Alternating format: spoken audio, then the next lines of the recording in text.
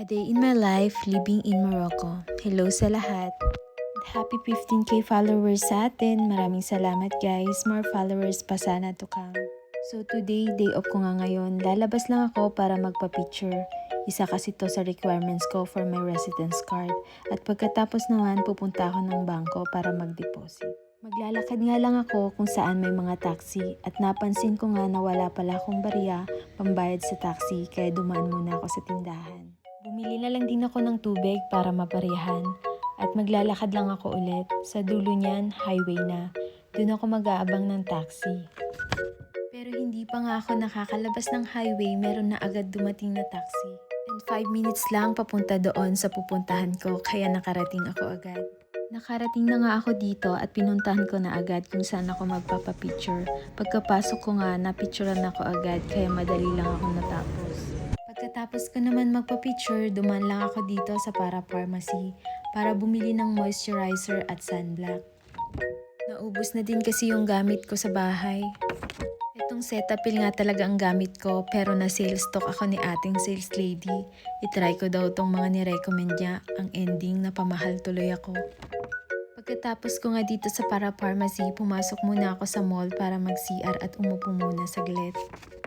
Naramdaman ko na ang init, nagsisimula na kasing mag-summer dito. At maya-maya nga lang pumunta na rin ako ng bangko.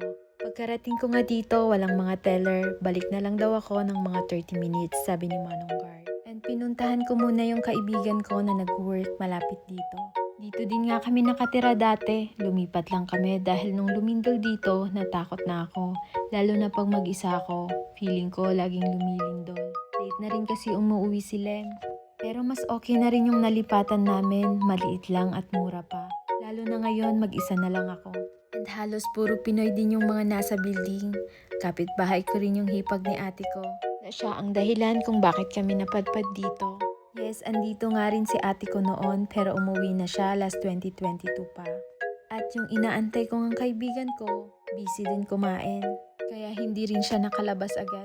And nakaramdam na rin ako ng gutom. Kaya kumain na rin muna ako dito sa Asian restaurant malapit dito.